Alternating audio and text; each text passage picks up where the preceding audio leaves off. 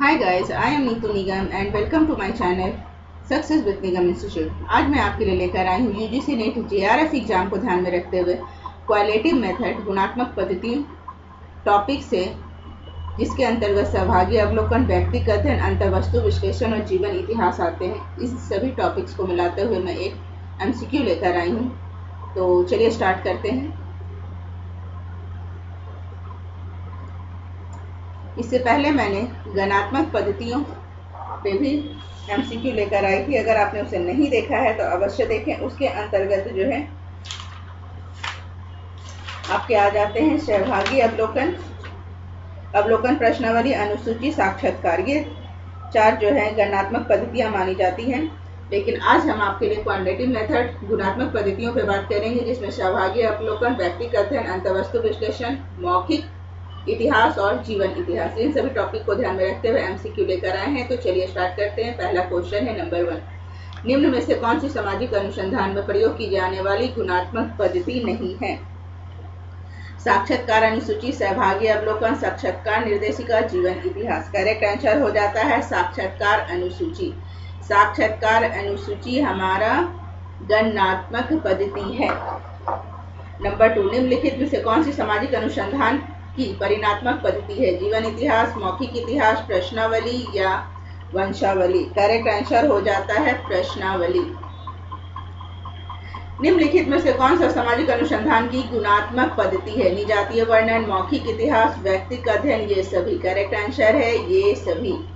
निम्न में से कौन सा प्राथमिक सामग्री का प्रत्यक्ष स्रोत है? साक्षात्कार, अनुसूची, अवलोकन, ये सभी। करेक्ट आंसर हो जाते हैं ये सभी।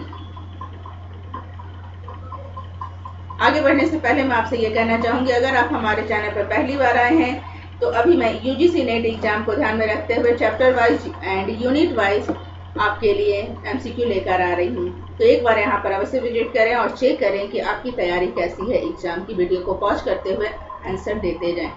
चलिए नेक्स्ट हम देखेंगे नंबर 5, व्यक्तिगत अध्ययन का सर्वप्रथम क्रमबद्ध प्रयोग करने का श्रेय किसे दिया जाता है? लिप्ले, लुंडबर्ग, गुडे एवं हार्ट या यन। करेक्ट आंसर हो जाता है लिप्ले। निम्नलिखित में से कौन सी व्यक्तिगत अध्ययन की विशेषता नहीं है? गणनात्मक अध्ययन, अध्ययन की विशेष इकाई, इकाई का गहन अध्ययन, अनेक स्रोतों का प्रयोग। करेक्ट आंसर हो जाता है गणनात्मक अध्ययन। नंबर 7, कौन सी व्यक्तिगत अध्ययन की मौखिक मान्यता है? सामाजिक घटनाओं में जटिलता, परिस्थितियों की पुनरावृत्ति, व्यवहार में समानता या ये सभी। करेक्ट आंसर हो जाते हैं ये सभी। व्यक्तिगत अध्ययन पद्धति के अंतर्गत किसका अध्ययन किया जाता है? एक समुदाय, एक संस्था, एक व्यक्ति या ये सभी। इन सभी का अध्ययन किया जाता है। निम्न में से कौन सा व्यक्तिगत अध्ययन पद्धति का गुण नहीं है? निष्पक्ष अध्ययन, सामग्री की संपूर्णता, उपकल्पना का साधन, व्यक्तिगत अनुभव का स्रोत। करेक्ट आंसर हो जाता है निष्पक्ष अध्ययन। निम्न में से कौन सा तथ्य व्यक्तिगत अध्ययन पद्धति के दोषों में नहीं आता है? निदर्शन का अभाव, सीमित अध्ययन, व्यापक अनुभव, झूठा आत्मविश्वास। करेक्ट आंसर हो जाता है व्यापक अनुभव। व्यक्तिगत अध्ययन पद्धति के संबंध में किसने कहा है कि पूर्णतः इस अध्ययन का मूल आधार है? गुडे एवं हार्ट, विसेंज एवं विसेंज, जहोदा एवं कुक, ग्लीन एवं ग्लीन।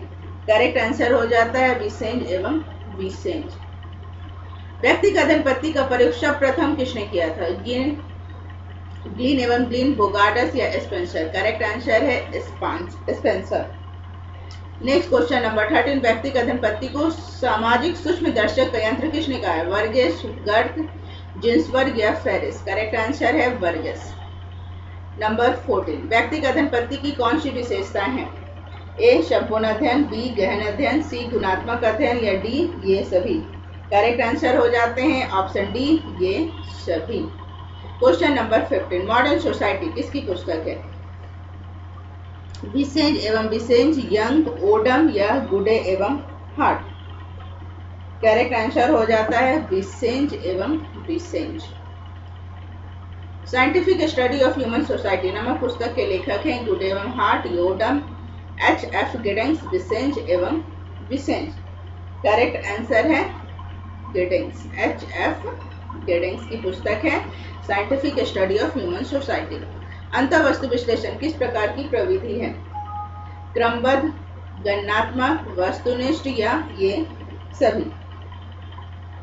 करेक्ट आंसर है ये सभी। अंतःवस्तु विश्लेषण का संबंध निम्न में से किस विषय से है? कौन कहता है, क्या कहता है, किसे कहता है, कैसे कहता है? करेक्ट आंसर हो जाता है क्या कहता है। Sorry, number 19।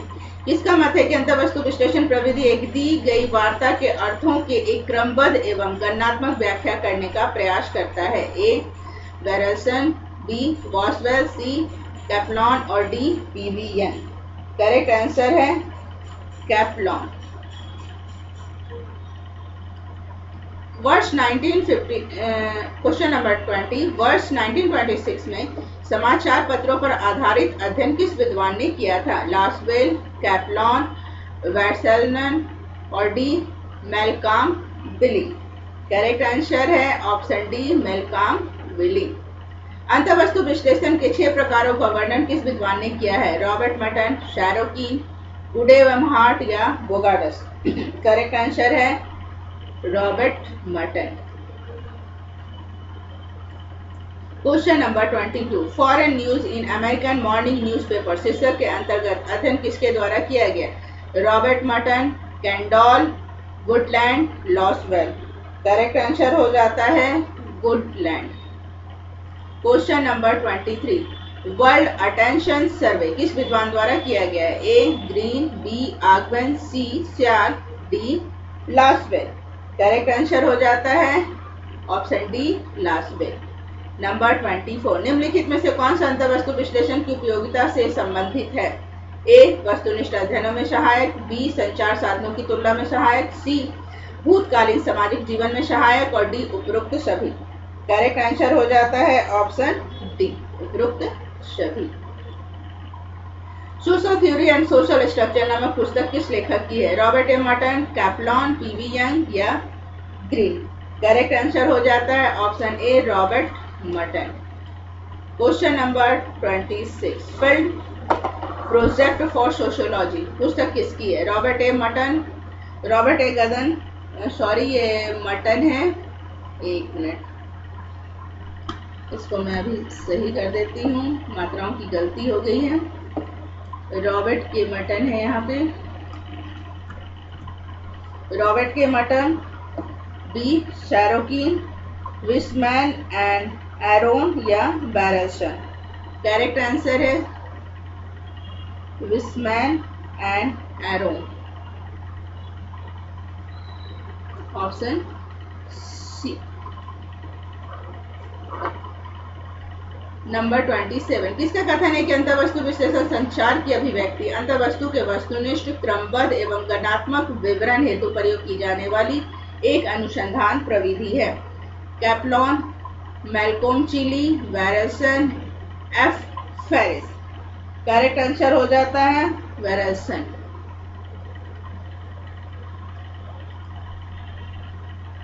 किस विद्वान ने वर्ष 1932 में समाचार पत्रों के माध्यम से अपराध की मात्रा जानने का प्रयास किया? गोल्डासन, मैक्स वेबर, फेरिस या सरोकिन। करेक्ट आंसर हो जाता है फेरिस। नंबर 29, अंतःवस्तु विश्लेषण की कौन सी सीमा नहीं है? समय को परिभाषित करने की समस्या, बी वैश्विक एवं निष्पक्ष निष्कर्ष प्राप्त करना कठिन, सी समाचार पत्रों की नीति का पता लगाना कठिन और डी अंतरराष्ट्रीय संचार आधारों का तुलनात्मक अध्ययन। करेक्ट आंसर है ऑप्शन डी अंतरराष्ट्रीय संचार आधारों का तुलनात्मक अध्ययन। क्वेश्चन नंबर 30, किसके अनुसार हम विश्लेषण एवं कोडिंग को परस्पर परिवर्तित अर्थों में व्यक्त करते हैं जो संकेतात्मक व्यवहार का वैश्विक, व्यवस्थित और मात्रात्मक अध्ययन करते हैं? ए किटराइट, बी पॉलिंग यंग, सी वुडलैंड और डी वेरसन। करेक्ट आंसर है किटराइट। नंबर 31, निम्नलिखित में से कौन सा जीवन इतिहास का दोष नहीं है? ए अवैज्ञानिक प्रकृति, बी व्यक्तिगत अनुभव में वृद्धि, सी दोषपूर्ण सामान्यीकरण, डी सीमित अध्ययन। करेक्ट आंसर हो जाता है ऑप्शन बी व्यक्तिगत अनुभव में वृद्धि। क्वेश्चन नंबर 32, निम्नलिखित में से कौन सा जीवन इतिहास का प्रकार है? मौखिक जीवन इतिहास, स्वतः लिखित आत्मकथा, संकलित जीवन इतिहास, उपरोक्त सभी। करेक्ट आंसर हो जाता है ऑप्शन डी, उपरोक्त सभी। क्वेश्चन नंबर 33, निम्नलिखित में से कौन सा व्यक्तिगत प्रलेख नहीं है? डायरी, जीवन इतिहास, सार्वजनिक संगठनों की रिपोर्ट या पत्र? करेक्ट आंसर हो जाता है ऑप्शन सी, सार्वजनिक संगठनों की रिपोर्ट। नंबर 34, निम्नलिखित में से कौन सी सामाजिक अनुसंधान की गुणात्मक पद्धति है? विजातीय वर्णन, व्यक्तिक अध्ययन, मौखिक अध्ययन या ये सभी? करेक्ट आंसर हो जाता है ऑप्शन डी, ये सभी। 35, किसने कहा है कि सीमित अर्थ में जीवन इतिहास का अभिप्राय प्रस्तुत आत्मकथा से है, परंतु व्यवहार में इसका प्रयोग मोटे रूप में किसी भी जीवन संबंधी सामग्री के लिए किया जाता है? ए जॉन मैच, बी थॉमस, सी पीवी यंग, डी कल कोहन? करेक्ट आंसर हो जाता है जॉन मैच। नंबर 36, किसने मौखिक जीवन को निष्क्रिय साक्षात्कार कहा है? जॉन मैच, थॉमस, फेस्टिंगर, कल कोहन? करेक्ट आंसर हो जाता है ऑप्शन डी, कल कोहन। 37, किस विद्वान ने डायरियों को भी जीवन इतिहास की श्रेणी में सम्मिलित किया है? ए थॉमस एंड जेनिकी, B John Dollard, C Festinger एवं कॉर्च और डी कल कोहन? करेक्ट आंसर हो जाता है Festinger and Katz. Number 38, tools of social science नामक पुस्तक के लेखक हैं जॉन मैच, साइमन, थॉमस एवं जेनिकी एंड कोहन? करेक्ट आंसर हो जाता है जॉन मैच। 39, research method in the behaviour science नामक पुस्तक के लेखक हैं साइमन, फेस्टिंगर्स एंड कैट्स, पीवी यंग, कल कोहन? करेक्ट आंसर है फेस्टिंगर एवं Katz. Question number 40, the Polish peasant in Europe and America नामक पुस्तक के लेखक हैं जॉन मैच, थॉमस एवं जेनिकी, गुडे एवं heart, PV young? Correct answer हो जाता है थॉमस एवं जेनिकी। नेक्स्ट क्वेश्चन नंबर 41, जीवन के इतिहास का गुण है गहन एवं सूक्ष्म अध्ययन, व्यक्तिक अनुभव में वृद्धि, व्यक्तिक संबंधी पूर्ण ज्ञान या ये सभी? करेक्ट आंसर हो जाता है ऑप्शन डी, ये सभी। 42, जीवन इतिहास एवं व्यक्तिक अध्ययन पर किस दोष को गुडे एवं हार्ट ने सैद्धांतिकरण करना कहा है? ए सीमित अध्ययन को, बी दोषपूर्ण सामान्यीकरण को, सी अस्पष्ट एवं अवैज्ञानिक और डी अप्रमाणित तथ्य? करेक्ट आंसर है दोषपूर्ण सामान्यीकरण को। 43, किसने इस बात पर बल दिया है कि जीवन इतिहास को लिखते समय सामाजिक अनुसंधानकर्ता को चाहिए कि वह व्यक्ति विशेष की संस्कृति, पारिवारिक पृष्ठभूमि और आंतरिक जीवन की गहराई जैसे कारकों को भी स्पष्ट करे? जॉन डोलार्ड, थॉमस जेनिकी, गुडे एवं हार्ट एंड कल कोहन? करेक्ट आंसर हो जाता है जॉन डोलार्ड। 44, निम्नलिखित में से कौन सा कथन गलत है? ए यदि सहसंबंध गुणांक अपनी संभावित त्रुटि से कम है तो सहसंबंध सार्थक माना जाएगा। बी यदि सहसंबंध गुणांक अपनी संभावित त्रुटि से कम है तो सहसंबंध बिल्कुल भी सार्थक नहीं माना जाएगा। सी यदि सहसंबंध गुणांक अपनी संभावित त्रुटि के 6 गुने से अधिक है तो यह सार्थक माना जाता है। और डी साधारणतः यदि संभावित त्रुटि अधिक नहीं हो तो सहसंबंध गुणांक 6 या उससे अधिक हो तो वह सार्थक माना जाता है। करेक्ट आंसर है ऑप्शन ए, यदि सहसंबंध गुणांक अपनी संभावित त्रुटि से कम है तो सहसंबंध सार्थक माना जाएगा। क्वेश्चन नंबर 45, निम्नलिखित में से कौन सा कथन गलत है? ए गुणात्मक वर्गीकरण जो गणनात्मक वर्गीकरण में बदला जा सकता है। बी गुणात्मक वर्गीकरण को गुणात्मक वर्गीकरण में बदला जा सकता है। सी दोनों एक दूसरे को बदले जा सकते हैं। और डी दोनों एक दूसरे को नहीं बदले जा सकते हैं। करेक्ट आंसर हो जाता है ऑप्शन सी, दोनों एक दूसरे से बदले जा सकते हैं। 46, अंतःवस्तु विश्लेषण के माध्यम से ए गुणात्मक तथ्यों का परिणात्मक वर्णन संभव होता है। बी परिणात्मक तथ्यों का गुणात्मक वर्णन संभव होता है। सी वस्तुनिष्ठ तथ्यों का एकनिष्ठ विश्लेषण होता है। और डी गुणात्मक तथ्यों का वर्गीकरण किया जाता है। करेक्ट आंसर है गुणात्मक तथ्यों का परिणात्मक वर्णन संभव होता है। नंबर 47, निम्नलिखित में से कौन सी बात सही है? एक गुणीय एवं द्विगुणीय सारणी गलत सारणी है। बी, द्विगुणीय और त्रिगुणीय सारणी जटिल सारणी के दो प्रकार हैं। सी, बहुगुणीय सारणी एकल सारणी है क्योंकि इसमें कई गुणों का एक साथ अध्ययन किया जाता है। और डी, त्रिगुणीय सारणी जटिलतम सारणी है। करेक्ट आंसर हो जाता है द्विगुणीय और त्रिगुणीय सारणी जटिल सारणी के दो प्रकार हैं।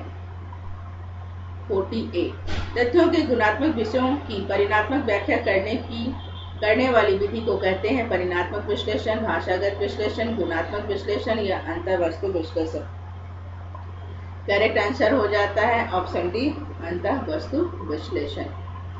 क्वेश्चन नंबर 49 महिलाओं की परिस्थिति एवं भूमिका में लोकमत में ऐतिहासिक परिवर्तन को समझने के लिए शोधकर्ता निम्न में से किस अध्ययन पद्धति को अपनाए? नमूना सर्वेक्षण, जाने माने मीडिया द्वारा पिछले कुछ वर्षों के योगदान का विषय विश्लेषण, सी, समूह केंद्रित विश्लेषण या डी, सहभागी विश्लेषण। तो करेक्ट आंसर इसमें हो जाता है समूह केंद्रित विश्लेषण। Question number 50